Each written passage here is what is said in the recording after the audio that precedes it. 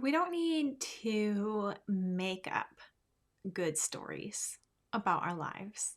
We don't really need a lot of creativity to figure out how to tell a good story in the situation that we're in our lives. We need to look at the way God has set the world up, the way He has made the world to work.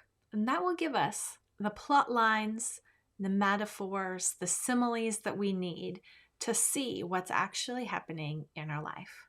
Here's an example: growing pains. They're a thing. What does that tell us about our own stories and our own growth? That's what we're going to talk about today. Some kids get them more than others, but growing pains are a thing. Your knee aches. Sometimes it makes children topple over, although not usually into bed, crying out, grabbing their leg, crying. It seems like pointless, meaningless, random pain, and that can be frustrating. But as the parent, we have the bigger perspective, and we can give them the encouragement that they need to handle it. Not necessarily to make it go away, but to help them understand that they probably don't want it to go away. It's not random, and it's not meaningless. And it's the same with growth in our own life. The pain can sometimes hit us unaware, and it can seem random and meaningless. But if we had the parental picture, the big picture, we would see that it's not random, it's not meaningless. And if we could see the purpose, we would be able to handle it and deal with it and be glad for it. How about you? Do you have growing pains going on in your life right now? If you want more of these short but meaty focus sessions to show up in your Facebook feed and in other people's Facebook feeds, then do me a favor and click like on this video so that YouTube knows it's worth sharing. So you've had a full day and you finally lay down to rest. You're 10 or 11 years old. Suddenly, your legs start throbbing. Growing pains. What a pain. It's not comfortable, and sometimes it truly is downright painful, but it's easier to tolerate the pain when you know that what you are feeling is the feeling of growth happening. After all, you want to grow. You want to be tall. You want to grow up. You want to be strong. But growing can hurt. Instead of focusing on the hurting or the tiredness, the soreness, focus on the growing, the progress. It's good to want to grow up, to mature. And along the way, growth will cause pains, aches, tiredness. If we can look at the growth, we will be encouraged and be able to bear the ache.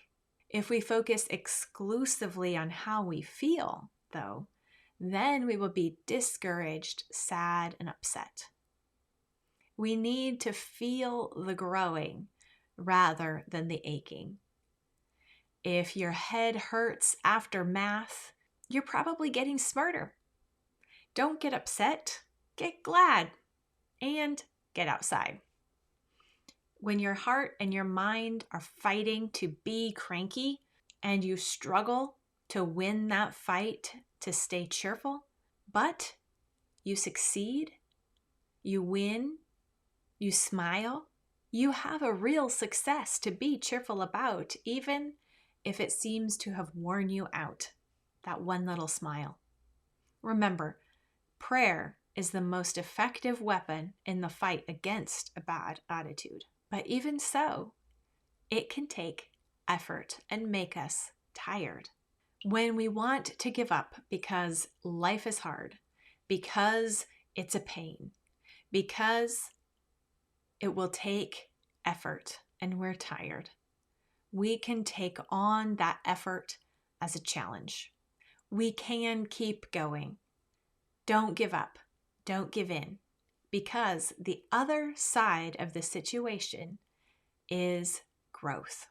When our feet or our backs ache at the end of the day, instead of thinking about it, dwelling on the feeling, we can be grateful for the good work that we've been given to complete, that we have been faithful in.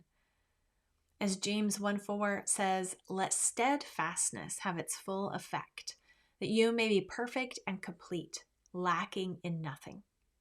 Perseverance might hurt our bodies, our pride, our affection for ease, our desire for convenience, but the growth that we get is worth the cost, especially when it's sanctification growth.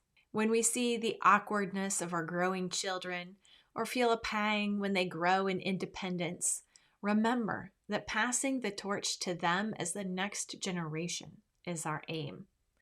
We must rejoice with their growth as well and not be weary or sad because of it. When we want to give up, to complete our work only partially, to pull the covers up over our faces, maybe even in the middle of the day, when we feel like responding with a sharp tongue, we need to make the painful, self-sacrificial choice to grow, to walk in faith and sanctification, to choose the love of God over the love of ourself. It's not comfortable, it's not easy, but we too still have growing and maturing to complete through grateful obedience.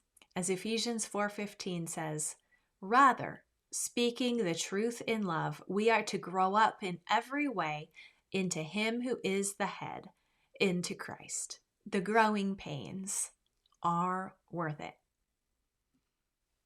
Maybe you're feeling growing pains, but you aren't actually sure if it's really growth or just plain old pain. It can be hard to see progress and growth when the work that we are doing is full of repetition, because we tend to see success and progress as achieving milestones, things that are accomplished and done and crossed off. But the work that we do at home isn't that way. It's continual, persevering faithfulness in the same good works over and over and over again. The growth is happening in our strength of character, in our will, in our obedience, in our joy. But sometimes we don't notice that progress or try for that kind of growth and progress. We're only looking at, is the house getting cleaner, rather than, are we growing in sanctification? At Simply Convivial Continuing Education, we flip those concerns around and focus on our own growth in character and maturity and responsibility, which are all ways that we grow in sanctification, which is God's will for our life. A cleaner house is a nice side benefit, not the main attraction. If that sounds like the kind of growth that you need to be focusing on right now, growth in faithfulness and fruitfulness, then come join us at Simply Convivial Continuing Education. Just go to simplyconvivial.com and click the green enroll button at the top. We'd love to have you. And until next time, repent, rejoice, repeat.